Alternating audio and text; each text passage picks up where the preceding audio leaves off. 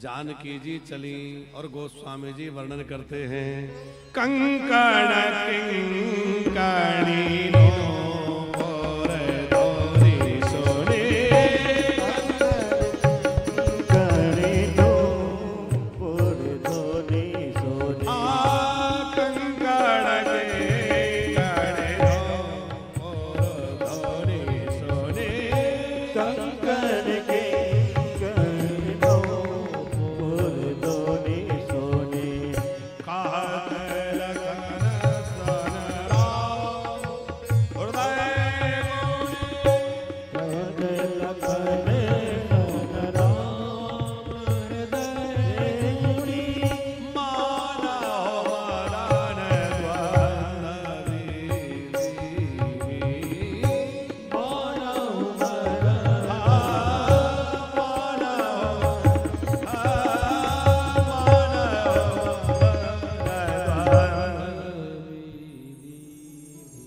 बहुत ध्यान से सुनना।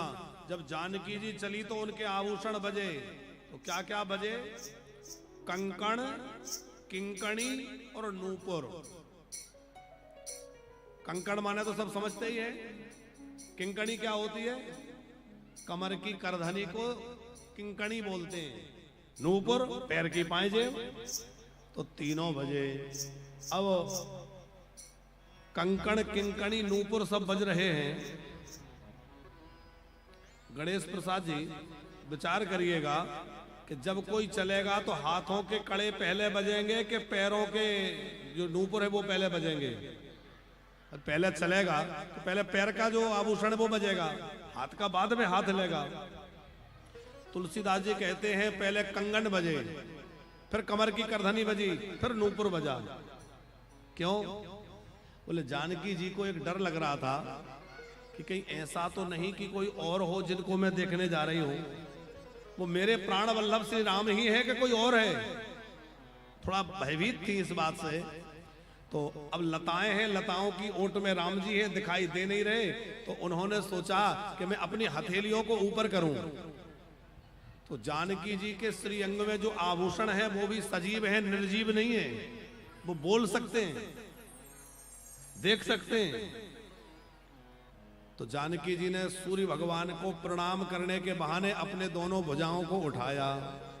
अब हाथों को ऊपर उठाया तो एक कंगन खसक के नीचे आ गया था, एक ऊपर था। और जैसे उस ऊपर वाले कंगन ने ऐसे ऊपर होने पर देखा कि हाँ हाँ राम जी हैं, कंगन पहचान गया।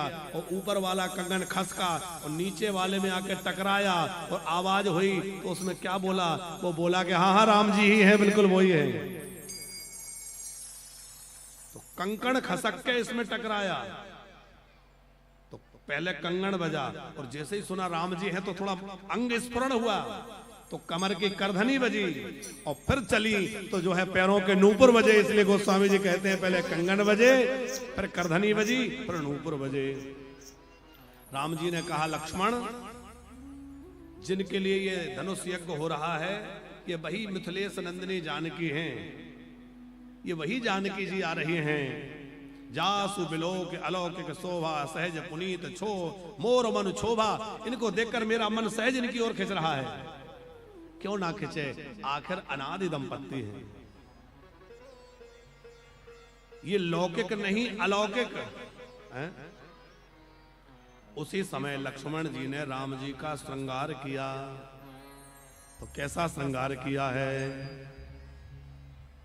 कि मोर पंख सिर सोहत नीके, गुच्छे बीच बिच कुसुम कलीके।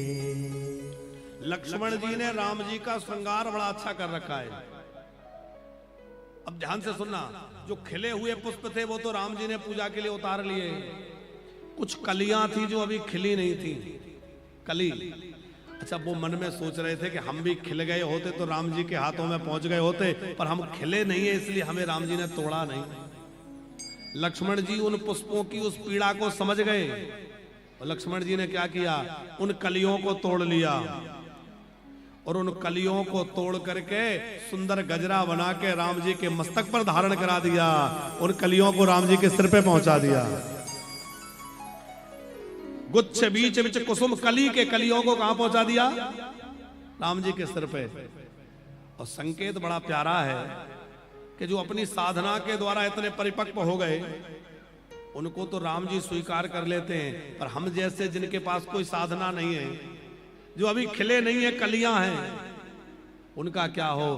बोले लक्ष्मण जी जैसे किसी आचार्य के चरण पकड़ लें और आचार्य की कृपा हो जाए तो बिना खिली कलियों को भी राम जी तक पहुंचा सकते हैं। ये किसी आचार्य चरण की कृपा है साहब, जो बिना खिले को भी, किसी अधूरे को भी राम जी तक पहुंचा दे।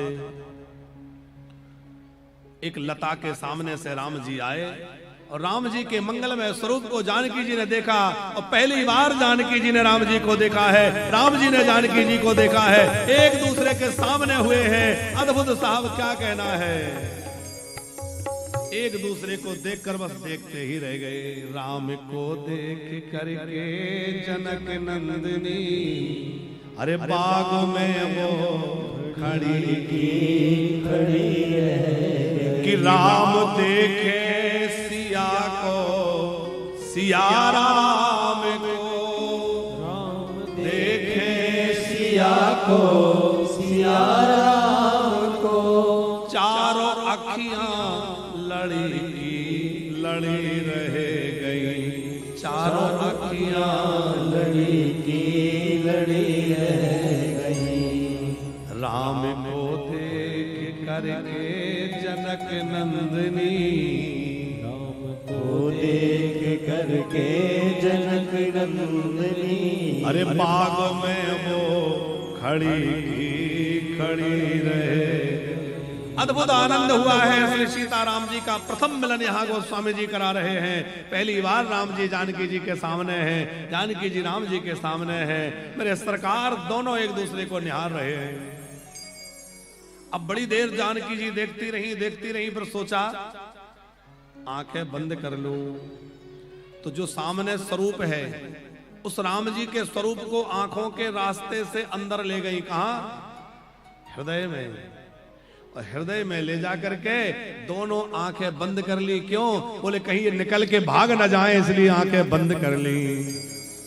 लोचन मग राम ही और आनी, दीने पलक कपाट शयानी, दीने पलक कपाट शयानी। हरि लोचन मग राम ही और आनी, लोचन मग राम ही और आनी, और दीने पलक कपाट शयानी, दीने पलक कपाट शयानी। राम जी का स्वरूप कैसा दिखाई दे रहा है? देखो राम जी ने यहाँ मोर पंख लगाया है। वैसे राम जी मोर पंख नहीं धारण करते। मोर पंख कौन लगाता है? कन्हैया। पर पुष्प वाटिका में लक्ष्मण जी ने राम जी को मोर पंख लगा दिया है। मोर पंख सिर सोहनी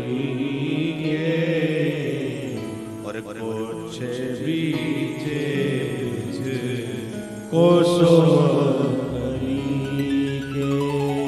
बड़ी अद्भुत राम जी की शोभा हो रही है। लेकिन एक बड़ी विचित्र बात हो रही है। क्या? भाल तिलक श्रम बिंदु सुहाए, तिलक बिंदु। राम जी के ललाट पर पसीना टपक रहा है। अब आप तनिक विचार करिए भक्तजनों कि राम जी के ऊपर पसीना कैसे? अरे गर्मी का समय नहीं था। सीता राम जी का विवाह कौन से महीने में हुआ है? कितने लोगों को पता है? किस महीने में विवाह हुआ राम जी का? कौन सा महीना था? अगहन। अगहन में हुआ ना। अगहन में गर्मी पड़ती है क्या? ठंडियों का टाइम होता है। अच्छा, विवाह से थोड़े पहले की बात होगी पुष्प वाटिका की, तो गर्मी का सीजन तो नहीं था। ये भी नहीं कि भर दोपहरी हो, कब का समय है, एकदम भोर हो।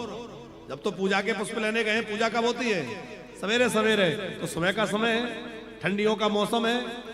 और ये भी नहीं कि राम जी बहुत परिश्रम कर रहे हो, तो क्या कर रहे हैं साहब, इतनी मेहनत जो कर रहे हैं तो पसीना आ गया। क्या कर रहे हैं, पुष्प तोड़ रहे हैं। अब पुष्प तोड़ना कोई बहुत मेहनत का काम है क्या, पर पसीना क्यों आ रहा है, भाल तिलक स्रव बिंदु सुहाए, पसीना क्यों टपक रहा है। जनकपुर के लोग कहते हैं टपकत लिलार पर पसीना। अरे लिलार पर पसीना क्यों बह रहा है, तो जनकपुर वालों का तर्क अलग है और अयोध्या वालों का तर्क अलग है।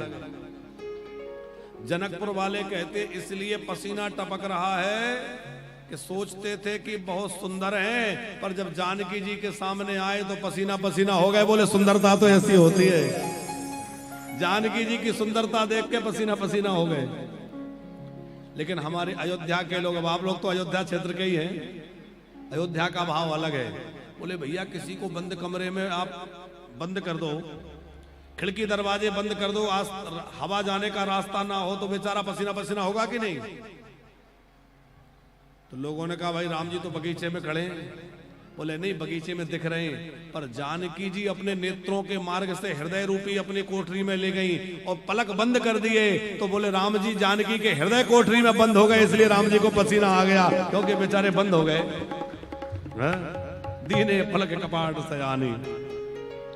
अब लक्ष्मण जी सोच रहे थे कि एक बार माँ की दृष्टि मुझ पर भी पड़ जाती, मेरी माँ है और भक्ति मैया है, भक्ति की दृष्टि एक बार मुझ पर पड़ जाए।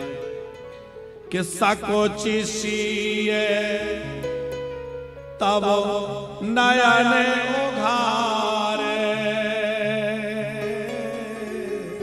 और सन्मुख दो रघु सिंह निहारे। सामने देखा दोनों राजकुमार खड़े हैं, लक्ष्मण जी पर भी दृष्टि पड़ गई। अब जानकी जी को भय लगा, बहुत देर हो गई, माता नाराज हो गई। दौड़ करके सखियों के साथ चली। कहां आई, गौरा मैया के पास, और आकर गौरा मैया से हाथ जोड़ के कहा जय हो गौरा माँ तेरी, जय हो गौरा माँ।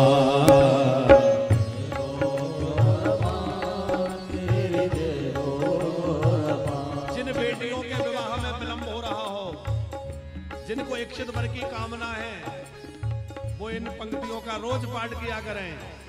कौन सी, जो जानकी मैया ने पढ़ी है। हो जय जय गिरिवर राज किशोरे, जय महेश मुखचंद्र चकोरी,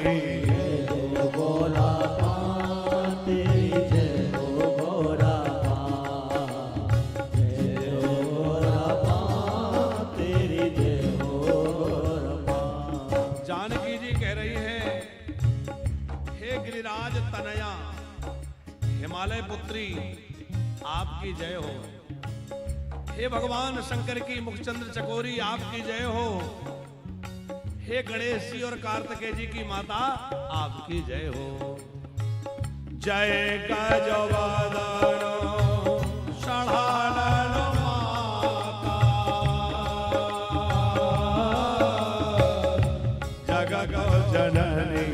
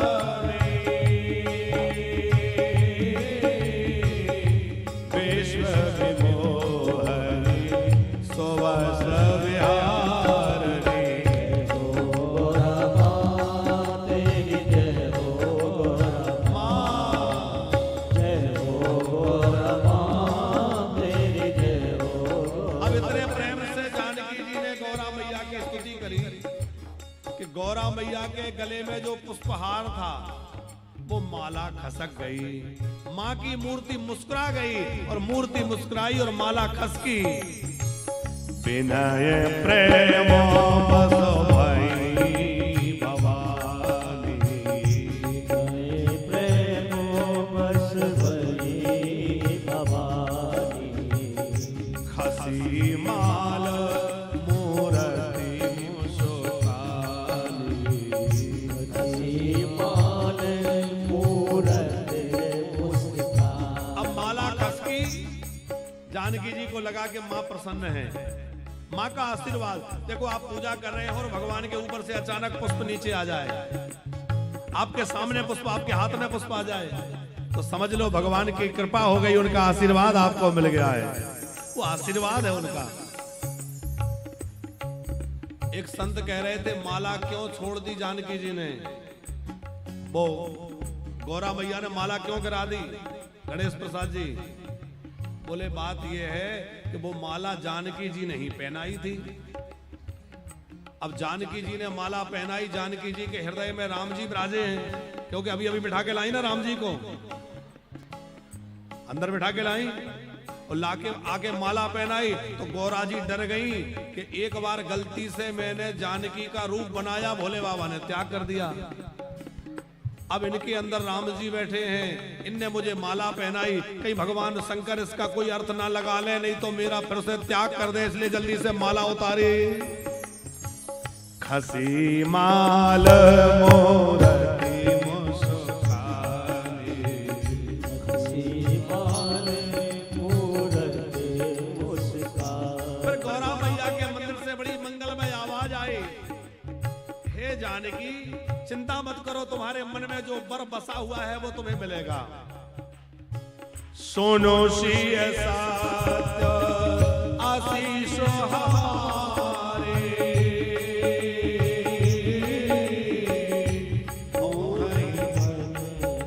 अपना तुम्हारी, जय हो गौरा माँ तेरी, जय हो गौरा माँ, जय हो गौरा माँ तेरी, जय हो गौरा। सुन सी सत्य आशीष हमारी, हे जानकी मेरा सत्य सत्य आशीष है कि तुम्हारी कामना पूरी होगी। पर जानकी जी सोच रही थी पता नहीं कौन सी कामना। तो गौरा जी ने कहा मन जाहि राजा हो मेला ही सोवर, सहज सुंदर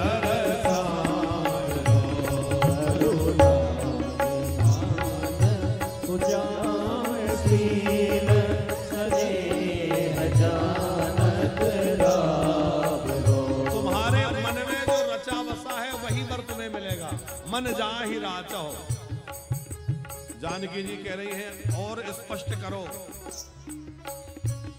तब जो है हमारी गौरा मैया कह रही हैं करुणान धान सुजान शील स्नेह जानत। जो करुणान धान है, जो सुजान है, वह तुम्हें वर मिलेगा। अब जब वरदान मिला, जानकी मैया प्रसन्न हो गई, जय जयकार किया, गौरा जी के चरणों में नमस्कार किया है और सखियों के सहित अपने भवन में लौट आई। राम लक्ष्मण जी पुष्प लेकर के गुरु जी के पास गए और जाकर गुरु जी को पुष्प समर्पित किए। सारी बात सुना दी के पुष्प वाटिका में क्या क्या हुआ, छुपाया नहीं।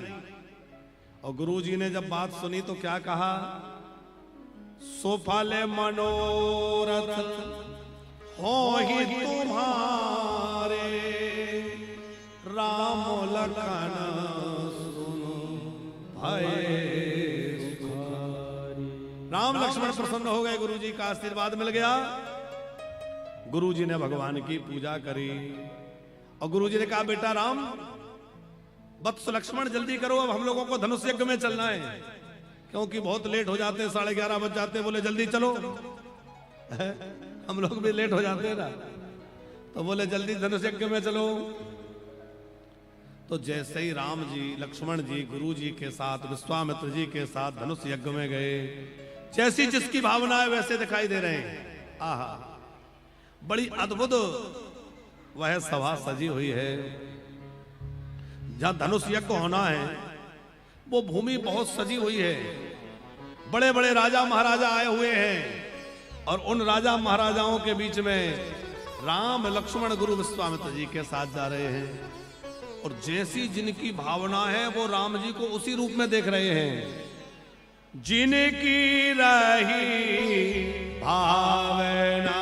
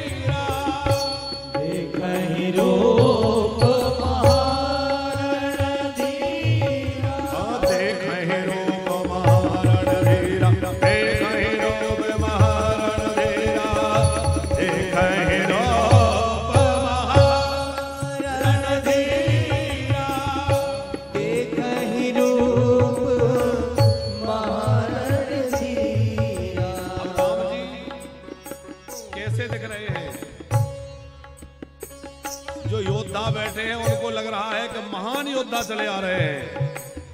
मनहो वीर रस धरे हो शरीरा, मानो साक्षात वीर रस ही शरीर धारण करके आ गया है। जो कुटिल राजा बैठे हैं उनको काल के समान दिखाई दे रहे हैं, जनक जी को अपने पुत्र के समान दिखाई दे रहे हैं। जो माताएं हैं उनको अपने स्वजन के समान, जिनकी जैसी भगवान के प्रति भावना है वैसे ही दिखाई दे रहे हैं।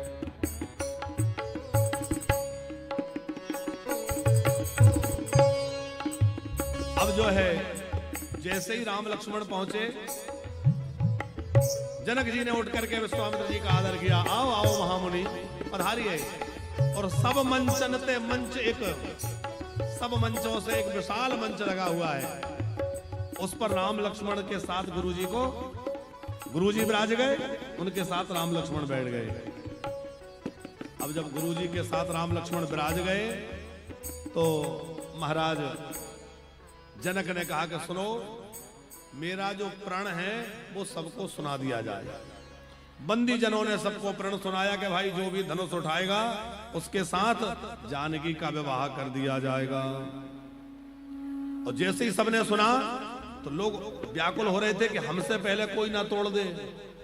तो राजा अकुला रहे थे कि हमें पहले मौका मिल जाए कि ऐसा ना हो हमसे पहले कोई दूसरा तोड़ जाए।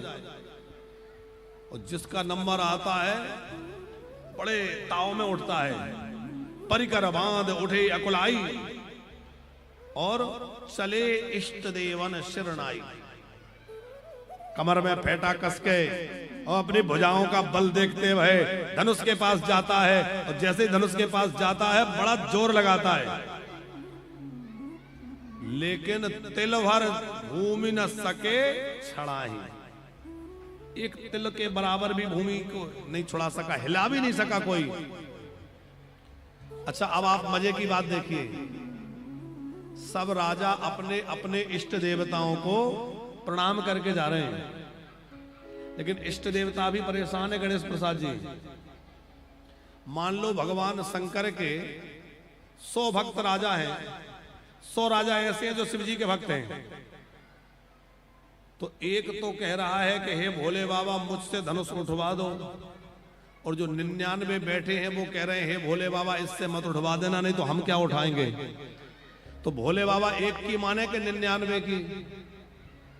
अच्छा, जिससे नहीं उठता वो भी 99 में जाके मिल जाता है, हे भोले बाबा मुझसे नहीं उठा तो नहीं उठा, पर इससे नहीं उठना चाहिए, नहीं मेरी बड़ी हंसी होगी। सब अपना अपना जोर आजमा रहे हैं। अब दूर दूर से राजा महाराजा बल का अभिमान लेकर आए हैं, पर कोई हिला ना सका। एक ही साथ में 10,000 राजा उठाने लग गए, और 10,000 राजा जब एक साथ उठाने लगे तो उनसे भी हिला नहीं। अच्छा, एक सज्जन कह रहे थे कि महाराज जी ये बताओ कि 10,000 राजा उठाने लगे तो ऐसा धनुष कितना बड़ा था कि 10,000 राजाओं के हाथ लग गए। भाई 10,000 राजाओं के कितने हाथ हो गए? 20,000। तो इतना कितना बड़ा धनुष था कि 20,000 हाथ लग गए। हमने कहा भैया एक ही 12 का मतलब एक तो ये भी हो सकता है कि एक ही दिन में 12 माने दिन भी होता है कि नहीं। तो भूप सहस 10 एक ही 12, इसका मतलब है एक ही दिन में 10,000 राजाओं ने बाल आजमा लिया, उठा नहीं सके। पर एक साथ भी उठाएं तो बड़ी बात नहीं है, क्योंकि धनुष ऐसा है कि वो बढ़ जाता है, छोटा हो जाता है। ये धनुष कहां से आया, थोड़ा इस पर विचार करिए। ये धनुष किस चीज से बना है। ये जो धनुष वहां रखा गया था जिसका नाम था पिनाक, ये पिनाक नाम का धनुष जो है ये दधीचि ऋषि की हड्डियों से बना है। जिस समय वृत्रासुर के कारण देवता दुखी थे, वृत्रासुर मर नहीं रहा था, तो भगवान ने कहा कि दधीचि ऋषि की अस्थियों से वज्र बनाओ, उससे ये राक्षस मरेगा। दधीचि ऋषि से कहा कि आप अपनी अस्थियां हमें दे दीजिए, अपनी हड्डियां दे दीजिए। अच्छा एक बात बताएं, किसी से उसकी हड्डियां मांगो तो दे देगा? हम आपसे कहें कि गणेश प्रसाद जी आप अपनी हड्डियां हमें दे दो, आप कहेंगे महाराज जी 11 संकल्प किया है, 11 भागवत कराऊंगा। 11 कल परसों कह रहे थे हम, महाराज जी 2-4 साल का जीवन है। हमने कहा 2-4 साल का नहीं है, अभी आपको 11 कथाएं करानी है, अभी 2 ही हुई हैं। तालियां कमजोर है, लगता है परेशान हो गए आप लोग।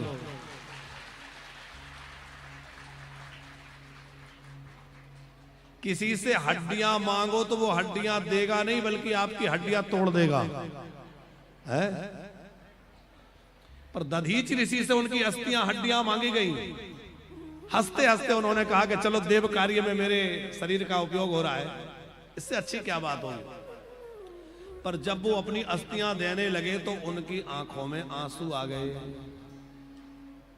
भगवान के स्मरण में रोने लगे। देवताओं ने पूछा रो क्यों रहे? बोले इसलिए रो रहा हूं कि मैंने सोचा था कि इसी जीवन में भगवान का दर्शन कर लूंगा, और भगवान का दर्शन नहीं हुआ और शरीर छोड़ने का समय आ गया। देवताओं ने वरदान दिया, आपके प्राण जाएंगे नहीं, आपके प्राण आपकी हड्डियों में बसे रहेंगे, और जब राम जी प्रकट होंगे तो राम जी के दर्शन का लाभ आपको मिलेगा, और राम जी के हाथ से ही आपका उद्धार होगा। तो उन्हीं दधीचि ऋषि की हड्डियों से वज्र बना, और उन्हीं दधीचि ऋषि की अस्थियों से वह पिनाक नाम का धनुष बना। वह पिनाक नाम का धनुष देवासुर संग्राम में भगवान शंकर के पास था। पर एक बार भगवान शंकर असुरों की ओर से युद्ध कर रहे थे, तो भगवान विष्णु पे धनुष तान दिया। बाद में ध्यान आया ये तो मेरे इष्ट देवता हैं, पर गिलानी हुई। भोले बाबा ने कहा ऐसा धनुष रखेंगे ही नहीं जिसको रखने से भगवान के ऊपर ही धनुष बाण उठा लिए। तो उन्होंने जनक जी के पूर्वजों को वो धनुष संभालने के लिए दे दिया। पर वो धनुष जो है वो निर्जीव नहीं है, उसमें दधीचि ऋषि की आत्मा बसती है, इसलिए उस धनुष की पूजा होती है। वो आपने कथा सुनी होगी कि जहां वो धनुष रखा था, जानकी जी सफाई करने गई और देखा कि नीचे कुछ कचरा हो रहा है, तो उन्होंने अपने बाएं हाथ से धनुष को उठाया और दाहिने हाथ से वहां सफाई करके लिपाई कर दी। जनक जी को पता चला ये धनुष को ने उठाया, बोले जानकी ने, अरे बोले इतना बड़ा धनुष कैसे उठा दिया? इसका मतलब शक्ति का अवतार हो गया है, और शक्ति का अवतार हो गया इसका मतलब शक्तिमान भी कहीं आ चुके होंगे। फिर सोचा शक्तिमान को ढूंढूंगा कैसे, तो फिर प्रतियोगिता रख दी। बोले जो इस धनुष को उठाएगा, या तो इस धनुष को ये शक्ति उठा सकती है, या वो शक्तिमान उठा सकता है, और कोई इस धनुष को हिला नहीं सकता है। इसलिए योगी राज जनक ने वह प्रतिज्ञा की, जो मेरी प्रतिज्ञा मान करके इस धनुष को उठा देगा, मैं उसी से वैदेही का विवाह कर दूंगा। वो जानते हैं कि और कोई हिला नहीं सकता। उस धनुष में दधीचि ऋषि के प्राण बसे हुए हैं, इसीलिए उसकी पूजा होती है। अब किसी से जब धनुष नहीं हिला तो थोड़ा जनक जी को रोष आ गया, और जनक जी बोले, द्वीप द्वीप के भूपति नाना आए, सुन हम जो पण ठाना। द्वीप द्वीप से राजा महाराजा आए, लेकिन कोई धनुष नहीं उठा पाया। जनक जी बोले मुझे लगता है ये पृथ्वी वीरों से विहीन हो गई है, अब पृथ्वी पर कोई सूरवीर नहीं रहा, कोई वीर होने का दम्भ ना भरे, मैं जान गया पृथ्वी वीरों से खाली हो गई है। इतना लक्ष्मण जी के सामने कोई बोल जाए, वीरों को चुनौती लक्ष्मण जी के सामने कोई दे दे, लक्ष्मण जी की आंखें लाल हो गई, भ्रुकुटी तन गई, पर राम जी का डर है, बोल नहीं पा रहे हैं। जनक जी बोले लगता है विधाता ने मेरी बेटी का ब्याह लिखा ही नहीं। और गणेश प्रसाद जी सच्ची बात कह रहे हैं जनक जी, ब्रह्मा जी ने जानकी जी का विवाह नहीं लिखा। क्यों? बोले ब्रह्मा जी कैसे लिखते, ब्रह्मा जी का जन्म तो बहुत बाद में हुआ है, सीताराम जी तो अनादि दंपत्ति है। एक बच्चा अपने माता पिता के विवाह की एल्बम देख रहा था, ध्यान से सुनना, बच्चा माँ बाप के विवाह की एल्बम देख रहा था तो वो रो रहा था। माँ ने कहा क्या हुआ? बोले ये बताओ इसमें मैं क्यों नहीं हूं। अब माँ कैसे समझाए कि उस समय तेरा जन्म ही नहीं हुआ था तो तू कहां से होता है? उसी प्रकार सीताराम जी का विवाह ब्रह्मा जी कैसे लिखें, क्योंकि सीताराम जी अनादि है और ब्रह्मा जी तो बाद में प्रकट भये हैं, वो कैसे उनका विवाह लिख देंगे। इसलिए जनक जी कह रहे हैं लिखा न विधि में दे ही विवाह, पर कहा कि सब अपने अपने घर चले जाओ, मैं जान गया अब कोई वीर नहीं है। अब लक्ष्मण जी से रहा नहीं गया। मां के लखन भ्रुकुटी भय भोए, राजवट भर को नया सिरो है। अरे राजवट भर को नया सिरो है, राजवट भर को नया सिरो है।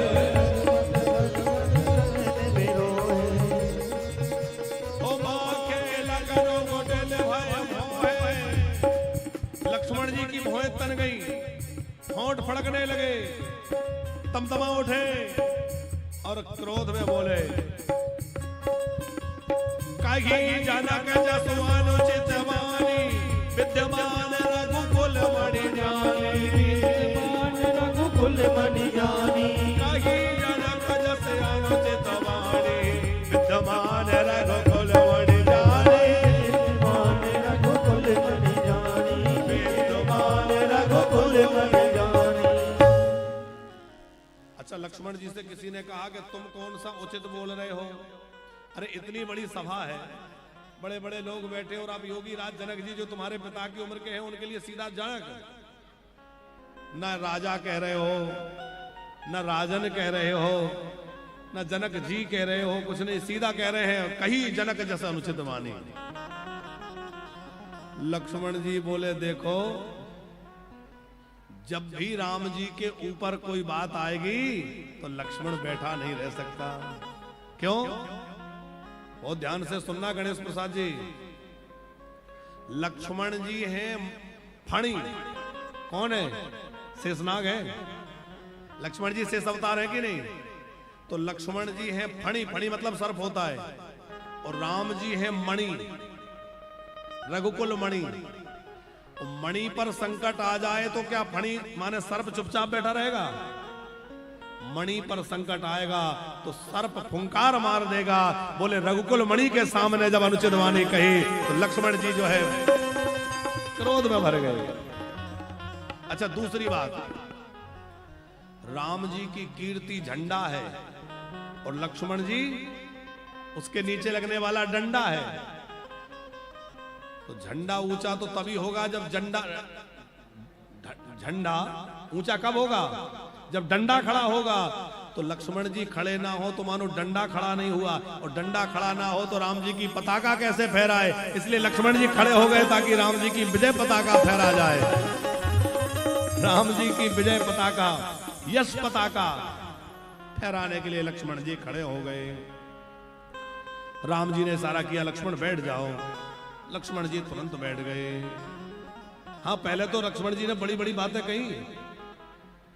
क्या बोले? जनक जी तुम तो कह रहे हो धनुष उठाने का, पर यदि बड़े भैया की आज्ञा मिल जाए तो पूरे ब्रह्मांड को गेंद की तरह उठा दूं, कंदुक ब्रह्मांड उठावा। कंदुक बोलते गेंद को, गेंद के जैसे पूरे ब्रह्मांड को उछाल दूं। एक राजा बोला क्यों रे? दूसरे राजाओं से कह रहा है, मैंने पहले ही कहा था घर चलो, तुम ही कह रहे थे तमाशा देख लो। अब ये छोटा वाला कह रहा है पूरा ब्रह्मांड उठा दूंगा।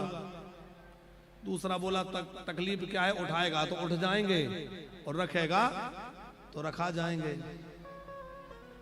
तब तक लक्ष्मण जी ने कहा काचे घड़े जिब डारा फोड़ी, कच्चे घड़े की तरह मैं इसको फोड़ दूंगा। एक राजा बोला देख मैंने कहा था घर चलो, अब ये घड़े की तरह ब्रह्मांड फोड़ देगा, हम सब मरेंगे। तो दूसरा राजा बोला क्यों रे, तेरा घर कोई ब्रह्मांड के बाहर है, मरते तो वहां भी, ब्रह्मांड से बाहर थोड़ी तेरा घर होगा, मरते वहां भी, इसलिए तमाशा देख के ही मरेंगे। तब तक जो है लक्ष्मण जी बोले कमल नाल जिब चाप चढ़ावो, जो जन सद प्रमाण ले धावो। यदि राम जी की आज्ञा हो तो जैसे कोई बच्चे कमल की डंडी तोड़ देते हैं, मैं इसको तोड़ सकता हूं, योजनों तक लेकर दौड़ सकता हूं। अच्छा, कई लोग कहते हैं कि लक्ष्मण जी धनुष उठाने की बात कर रहे हैं, उन्होंने ऐसा क्यों किया, क्यों कर, धनुष तो राम जी को उठाना है और विवाह उनसे होना है। लक्ष्मण जी की दृष्टि में तो सीता राम जी का विवाह पुष्प वाटिका में ही संपन्न हो गया, वो तो कहते वही विवाह हो गया, अब तो औपचारिकता रह गई। पृथ्वी डोलने लगी। अच्छा देखो आनंद की बात, पृथ्वी कांप गई, सारे राजा भय के मारे कांपने लगे, सब हिल गए, लेकिन दो लोग नहीं हिले। कौन? बोले एक तो राम जी अपने स्थान से नहीं हिल रहे हैं और धनुष अपने स्थान से नहीं हिल रहा है, बाकी सब हिल गया। अब जो है राम जी ने इशारा किया लक्ष्मण बैठ जाओ, तो लक्ष्मण जी बैठ गए। विश्वामित्र जी ने राम जी को आज्ञा दी, विश्वामित्र समय शुभ जानी, बोले अति स्नेह मय वाणी। विश्वामित्र समय शुभ जानी। विश्वामित्र जी ने सही समय जानकर राम जी से कहा राम उठो। और क्या करे? उठा हो राम भंजहो भाव चापा, मेटहो तात जनक परिताप। जनक जी के संताप को दूर करो। अच्छा देखो, ये नहीं कह रहे धनुष को उठाओ, विश्वामित्र जी क्या कह रहे हैं? भंजाओ भव चापा, धनुष को तोड़ दो। जनक जी ने तोड़ने की शर्त नहीं रखी थी, ध्यान रखना, जनक जी ने उठाने की शर्त रखी थी। तो विश्वामित्र जी तोड़ने के लिए क्यों कह रहे हैं? बोले बात यह है कि धनुष जो है वो यहां अहंकार का प्रतीक है, और अहंकार को चढ़ाया नहीं जाता, अहंकार को तोड़ा जाता है। इसलिए विश्वामित्र जी कह रहे हैं इस अहंकार रूपी धनुष को तोड़ दो। भंजहो भव चापा, तो जनक जी के संताप को दूर कर दो। राम जी उठे और गुरु जी को प्रणाम किया कि सोनी गुरु बचन चरण सिरुनावा। गुरु जी के वचन सुन करके और गुरुदेव के चरणों में प्रणाम किया, और हर शुभ साधना कछु और ना कोई मन में प्रसन्नता है, ना कोई विषाद है, सहज। राम जी उठकर के धनुष की ओर चले। एक राजा बोला सुनो जी, हमें लगता है पहले सही समय नहीं था तोड़ने का, अब सही समय आ गया, क्योंकि विश्वामित्र समय शुभ जानी। ये महात्मा जानते हैं धनुष तोड़ने का समय कब है।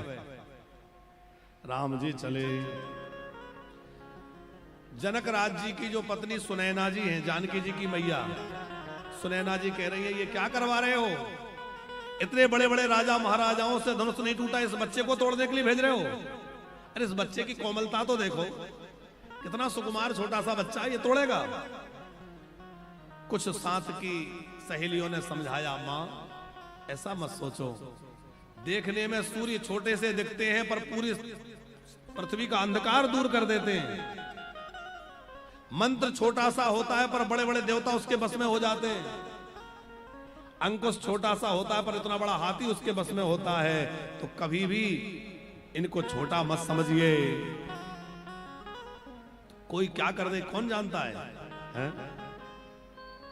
अब राम जी बहुत धीमे धीमे जा रहे हैं धनुष की ओर। कलावती राम जी बिल्कुल धीमे धीमे धीमे धीमे। इतने धीरे क्यों चल रहे हैं? कुटिल राजा बोल रहे हैं कि इसलिए धीमे चल रहे हैं कि लग रहा होगा कि तोड़ तो पाऊंगा नहीं, अब गुरुजी ने कह दिया तो मजबूरी में जाना, इसलिए धीरे धीरे चल रहे हैं। और कहां देख रहे हैं? बार बार जानकी जी को देखते हैं, फिर धनुष को देखते हैं, फिर जानकी जी को देखते हैं। क्यों? बोले इसलिए कि सोचते होंगे कि जानकी जी बहुत परेशान हो रही है, बड़ी व्याकुल हो रही है, अब जल्दी से उठा के तोड़ ही देता हूं ताकि इनकी चिंता दूर हो जाए। पर अयोध्या वाले बोले कि जानकी जी को परेशान देख के राम जी सोच रहे होंगे कि उठा के तोड़ दूं। जनकपुर वाले बोले नहीं नहीं ये बात नहीं है। तो बोले जानकी जी के लिए इस बार इसलिए बार बार देख रहे हैं कि धनुष तोड़ने के लिए ताकत चाहिए। ताकत कहां से आएगी? बोले ताकते ही ताकत आ गई, जानकी जी शक्ति पुंज है। और जानकी जी को देख रहे हैं कि ताकत दे देना ताकि धनुष उठा पाऊं। लेकिन हमारी जानकी जी मन ही मन देवताओं को मना रही हैं कि मन ही मन मनावो आकोलानी, मन ही मन मनावो आकोलानी, हो प्रसन्न महेश भवानी, हो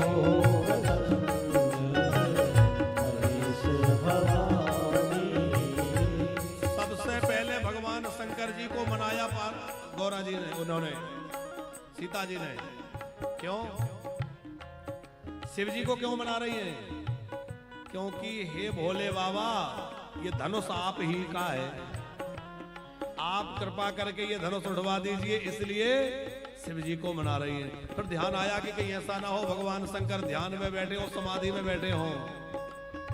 तो फिर भवानी गौरा मैया का ध्यान करने लगी, हे गौरा मैया धनुष उठवा देना। क्यों? बोले तुमने ही वरदान दिया था कि मन जाए राचाओ मिले सोबर, अब इनसे उठवाओगे जब भी तो विवाह होगा, तो इनसे उठवा दो, इसलिए गौरा मैया को मना रही हैं।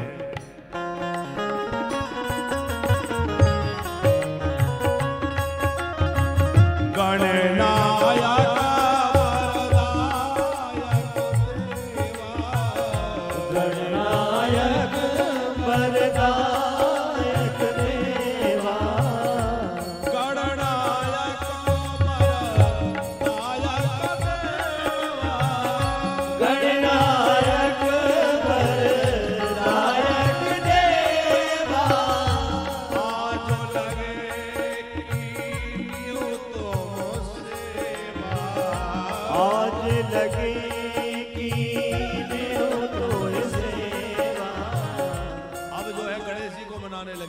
गणपति बाबा, मैंने आज के दिन के लिए ही तुम्हारी इतनी सेवा करी, आज राम जी से धनुष उठवा दो।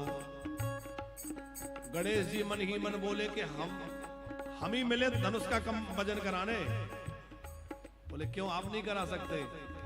गणेश जी बोले हमारा ही भार कौन सा कम है तो धनुष का भार कम करा दें। गणेश प्रसाद जी, जानकी जी बोली गणेश जी आपका भार तो बहुत अधिक है, पर आपको भार हल्का करना आता है। तब तो छोटे से चूहे पर आप बैठ जाते हैं, चूहा दबता नहीं है, इसका मतलब आपको वजन कम करना आता है। आप धनुष का भार कम कर दीजिए ताकि राम जी इसको उठा सके।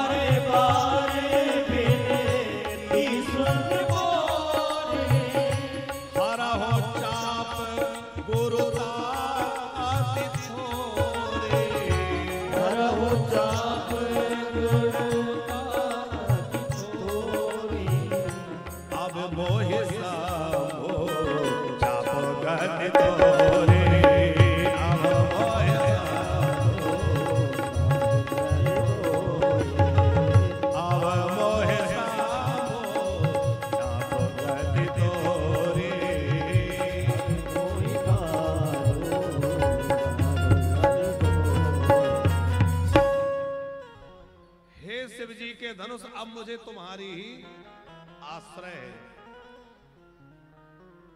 गणेश जी पता नहीं सुनेंगे कि नहीं, इसलिए किसकी शरण ले ली? धनुष की। ये सब धनुष आप हल्के हो जाओ। गणेश प्रसाद जी, धनुष ने मन ही मन जानकी जी से बात करी, क्या हम भरी सभा में अपना हल्कापन सिद्ध कर दें, हल्के हो जाएं? जानकी जी बोली, देखो मेरे लिए थोड़ा हल्का हो जाओ। अच्छा, हम हल्के हो तो अपना वजन कहां डालें? हमारे अंदर जो वजन है इतना, वो कहां ले जाएं? जानकी जी बोली, इन राजाओं पर डाल दो, क्योंकि एक तुम हो जो उठते नहीं हो और एक ये है जो बैठते नहीं है, बार बार खड़े हो जाते हैं। तो निज जड़ता लोगन पर डारी, आप अपना भार इन राजाओं पर डाल दीजिए। तो धनुष ने कहा, चलो ठीक है, मैं हल्का हो जाता हूं, पर कितना हल्का हो जाऊं? 10 शेर हो जाऊं, 5 शेर हो जाऊं, 2 शेर हो जाऊं। शेर समझते हैं? नहीं समझते? आप समझते होंगे। शेर माने किलो, आजकल हम केजी बोलते ना, किलो, किलोग्राम। तो आजकल तो किलोग्राम चल गया, पहले उसको शेर बोलते थे। पाव, ऐसा कुछ चलते थे ना पहले। हाँ, 1 पाव, 2 पाव, 1 शेर, 5 शेर। कितना हो जाऊं? जानकी जी बोली, देखो मैं नहीं कह सकती कि राम जी कितना उठा पाएंगे, क्योंकि मैंने तो ये देखा कि ठंडियों के समय में सवेरे सवेरे फूल तोड़ने जैसे काम में जिनको पसीना आ रहा था, मुझे नहीं लगता कि वो ज्यादा उठा पाए। इसलिए जितना राम जी उठा पाए, आप उतने हल्के हो जाओ। ओ है हर है रघुपति निहारी, राम जी जितना उठा पाए उतना हल्का हो जाइए। और पृथ्वी को कुरेद रही हैं, मानो पृथ्वी से कह रही हैं, माँ तुम अपनी जरा गुरुता को, अपना गुरुत्वाकर्षण को छोड़ देना, धनुष को उड़ जाने देना, तुम तो मेरी माँ हो। क्योंकि जानकी किसकी बेटी है? पृथ्वी की। और जानकी जी को आंसू तो आना चाह रहे हैं, पर आंसुओं को बहने नहीं दे रही, नहीं तो लोग क्या कहेंगे कि लोचन जल रह लोचन कोना, लोचन जल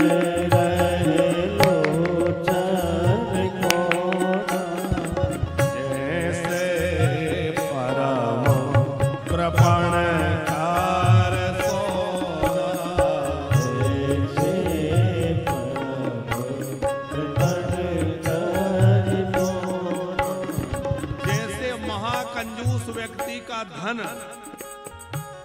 पड़ा ही रह जाता है, उसी प्रकार जानकी जी के आंसू निकलना तो चाह रहे हैं, पर उनको निकलना नहीं दे रही, आंखों के कोने में ही छुप के रह गए।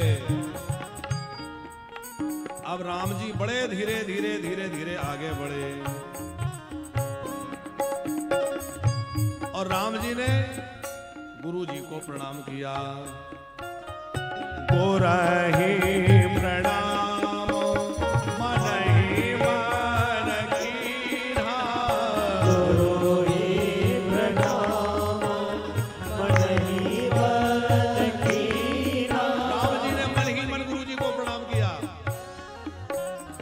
गणेश प्रसाद जी, थोड़ी देर पहले भी लिखा था कि सुनी गुरु वचन चरण सुरुनावा। राम जी गुरु जी को प्रणाम करके जब आए हैं तो फिर क्यों कर रहे हैं? बोले पहले विश्वामित्र जी गुरु जी को प्रणाम किया था, अब यहाँ जो है अपने वशिष्ठ जी गुरु जी को प्रणाम कर रहे हैं। गोरही प्रणाम मनहि मन कीन्हा, गोरही प्रणाम मनहि मन कीन्हा। मन ही मन गुरु जी को प्रणाम किया। कब धनुष की ओर बढ़े, कब धनुष के पास पहुंचे, कब धनुष को उठाया, कब धनुष को खींचा, कब धनुष को तोड़ा, कोई नहीं देख पाया। और गोस्वामी बाबा लिखते हैं, लेत चढ़ावत खेजत गाड़े, कब न काले के सब ठाड़े, काले के सब ठाड़े। और नहीं चढ़ राम माधुरन तोरा, अरे भुवन धुनि घोर कटोरा, अरे भुवन धुनि घोर कटोरा, अरे भुवन धुनि घोर कटोरा, अरे भुवन घोर कटोरा, रमन जी बाजित जमार कर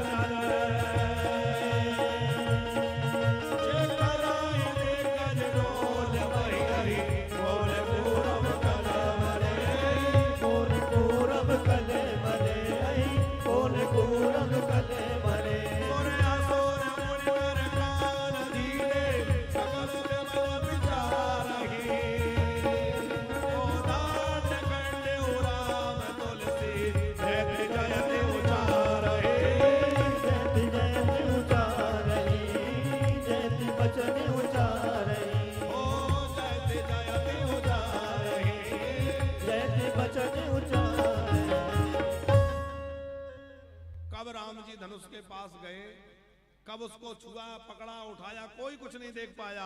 बिजली सी कौंधी, राम जी ने धनुष को उठा के कुंदंचा खींची, ऐसा भयंकर शब्द हुआ, सब लोगों ने अपने अपने कान बंद कर लिए।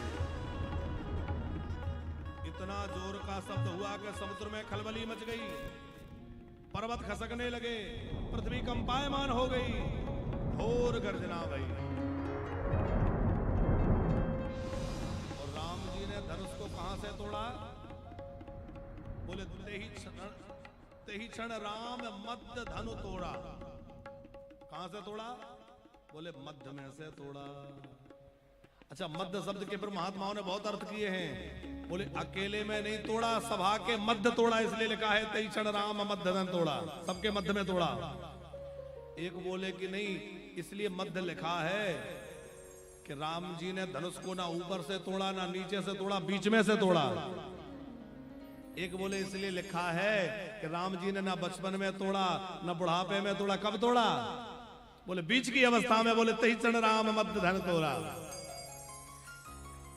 ना ऊपर छोड़ तोड़ा, ना नीचे तोड़ा, मध्य की भाग में। बोले ना पाताल में, ना स्वर्ग में, मध्य में राम जी ने धनुष को तोड़ा। सारे भवन में घोर टंकार हुई। सूर्य नारायण के रथ के जो घोड़े हैं वो मार्ग भटक गए, पृथ्वी कांप रही है, दिशाओं के हाथे चिंगाड़ रहे हैं, खलबली मची है, मुनियों की समाधि खुल गई। भक्त लोग जय जयकार कर उठे, बोले अयोध्या नाथ की जय, रामचंद्र भगवान की जय। अब राम जी की जय जयकार हुई। अब तो सब प्रसन्न हो गए और सखियों ने जानकी जी से कहा, हे किशोरी जी चलिए जयमाला पहनाइए। तो जानकी जी के हाथ में जयमाल है और धीरे धीरे जानकी जी राम जी को जयमाला पहनाने चली। अब बहुत धीरे धीरे जानकी जी चल रही हैं। राजाओं में आपस में चर्चा होने लगी, क्यों जी ये कन्या इतने धीमे धीमे क्यों चल रही है? कन्या की चाल में इतना धीमापन क्यों? कुछ भक्त लोग थे, बोले देखो बात यह है जी कि गुरुजनों का समाज है, बड़े लोग सब बैठे हैं, तो गुरुजन लाज समाज बड़ों का मर्यादा है, धीमे धीमे चल रही। पर जो अभक्त राजा है वो क्या बोले, हमें तो लगता है इसलिए धीमे धीमे चल रही है कि वर के प्रति श्रद्धा नहीं है, सोच रही होगी कि अब धनुष टूट गया तो मजबूरी में माला तो पहनानी है, पर कोई श्रद्धा नहीं इसलिए धीमे धीमे चल रही है। लेकिन भक्तों का क्या भाव है? धीमे धीमे जानकी जी क्यों जा रही हैं?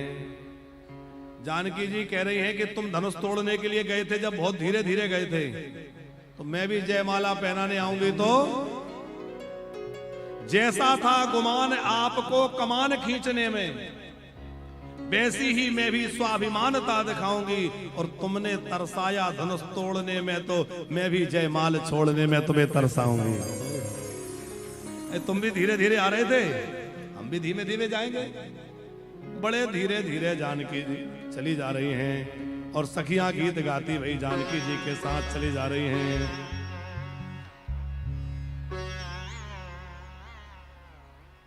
सखियों के साथ जानकी जी चली जा रही हैं। धीरे धीरे सखियां गा रही हैं, धीरे चलो रे सुकुमार सुकुमार सिया प्यारे, धीरे चलो रे सुकुमार सिया प्यारे, धीरे चलो रे सुकुमार सुकुमार सिया प्यारे, धीरे चलो रे सुकुमार सुकुमार सिया प्यारे, सुकुमार सिया प्यारे, सुकुमार सिया प्यारे, सुकुमार सिया प्यारे, सुकुमार सिया प्यारे। अरे धीरे चलो रे सुकुमार सुकुमार सिया प्यारे, धीरे चलो रे सुकुमार सुकुमार सिया प्यारे। बड़ा सुंदर गीत गाते भय मनोहर सखियां ले जा रही हैं। अब राम जी के पास पहुंचे तो राम जी लंबे हैं, तो हमारी जानकी जी छोटी से। अब जानकी छोट रही और राम जी बड़का, इतने बड़का को कैसन पहनाई है? तो सखियां क्या गा रही हैं, हे सरकार थोड़ा झुक जाइए, थोड़ा झुक जाइए और झुक करके माला पहन ले। अरे लीजिए पहर जय माला, सोना दशरथ के लाला। लीजिए पहर जय माला, सोना दशरथ के लाला। लीजिए पहर जय माला, सोना दशरथ के लाला। लीजिए पहर जय माला, सोना दशरथ के लाला। शीश सम्मुख निज शीश झुकावत, मुख शीश झुकावत। लखी लखी होवे निहाला, जय हो लखी लखी होत निहाला, सोना दशरथ के लाला। लीजिए पहर जय माला, सोना दशरथ के लाला। ओढ़े धनुष झुकनो परी है, ओढ़े धनुष झुकनो परी है। देखो धनुष तो तुमने तोड़ दिया, अब जरा झुकना पड़ेगा, क्योंकि झुकोगे नहीं तो माला कैसे गले में पड़ेगी। ओढ़े धनुष तब झुकनो परी है, ओढ़े धनुष तब झुकनो परी है। बड़ा सखियन संग पाला, जय हो बड़ा सखियन संग पाला, सोना दशरथ के लाला। लीजिए पहर जय माला, सोना दशरथ के लाला। सखिया नेहोरा कर रही है, थोड़ा झुक जाइए एक बार।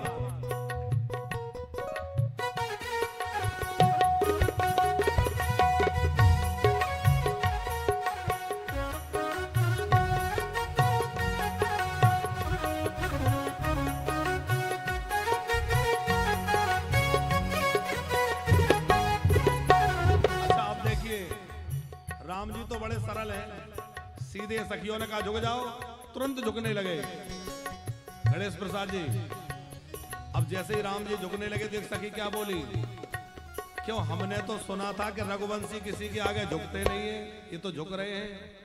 तो दूसरी बोली कि अपने मतलब के लिए अच्छे अच्छे झुक जाते हैं। लक्ष्मण जी बोले सरकार अब मत झुकना, अब तो बात रघुवंश को आ गई। राम जी एकदम सीधे अकड़ के खड़े हो गए, अब नहीं झुकेंगे। सखियां बोली झुक जाओ, बोले नहीं झुकेंगे। एक सखी बोली सुनो, विवाह में ऐसी रीति होती है कि वर को झुकना पड़ता है। राम जी बोले ऐसी तो विवाह में कोई विधि नहीं होती। एक सखी हंस के बोली अच्छा ये बताओ, इससे पहले तुम्हारा कभी विवाह हुआ है क्या? तुम्हें कैसे पता कोई विधि नहीं होती? अब राम जी सकुचा गए। तब तक राम जी जब सकुचा गए, लक्ष्मण जी बोले क्यों तुम इनको ऐसा वैसा समझ रही हो? अरे इनके कितने अवतार हो चुके हैं, अनेक अवतार हो चुके। एक सखी बोली अवतार तो बहुत हो चुके, पर ये बताओ इससे पहले कौन से अवतार में विवाह हुआ है? इसके पहले के कौन से अवतार में विवाह हुआ है? चाहे वामन अवतार हो, परशुराम अवतार हो, कच्छप अवतार हो, नरसिंह अवतार हो, चाहे कपिल अवतार हो, कौन से अवतार में विवाह हुआ है? लक्ष्मण जी सकुचा गए, बोले हाँ ये बात तो ठीक है, अवतार तो बहुत हुए पर विवाह कहीं नहीं हुआ। सखियां बोली झुक जाओ, नहीं तो इस अवतार में भी विवाह नहीं हो पाएगा, झुक जाइए। पर राम जी नहीं झुक रहे। अब जब राम जी नहीं झुक रहे हैं तो बहुत देर हो गए, जानकी जी खड़ी हैं, राम जी सीधे खड़े। अच्छा लक्ष्मण जी ने सोचा कि सखियां तो विनोद कर रही हैं, ठीक है, पर मेरी मां कब से खड़ी हैं? लक्ष्मण जी ने दौड़ के राम जी के चरणों में प्रणाम किया, साष्टांग लेट गए। और लक्ष्मण जी जब चरणों में लेट गए तो राम जी ने सोचा प्रणाम एकदम, ये क्यों? फिर सोचा मैंने धनुष तोड़ा इसलिए प्रणाम कर रहा होगा, पर लक्ष्मण जी उठ ही नहीं रहे। राम जी जो है झुके लक्ष्मण को उठाने के लिए, और इधर लक्ष्मण जी को उठाने राम जी झुके, उतने में हमारी जानकी जी ने राम जी के गले में जयमाला पहना दी। सखियां गीत गाने लगी कि सखी मां, सब सखियां गीत गाने लगी। गावही चावे गावही चावे आवे लो कैसा है, गावही चावे आवे लो कैसा है। सिय जय राम आरो मेली, सिय जय राम और मेली, सिय जय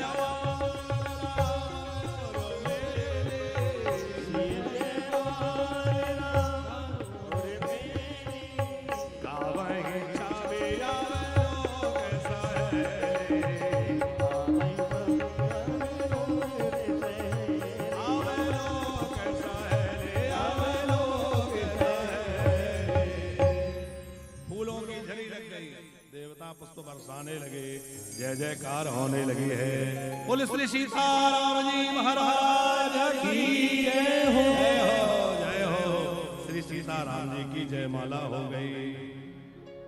अब जानकी जी प्रणाम नहीं कर रही हैं। प्रणाम क्यों नहीं कर रही? बोले डर लग रहा है। किस बात का? गौतम गति सोरती करी नहीं परसता पग पाए।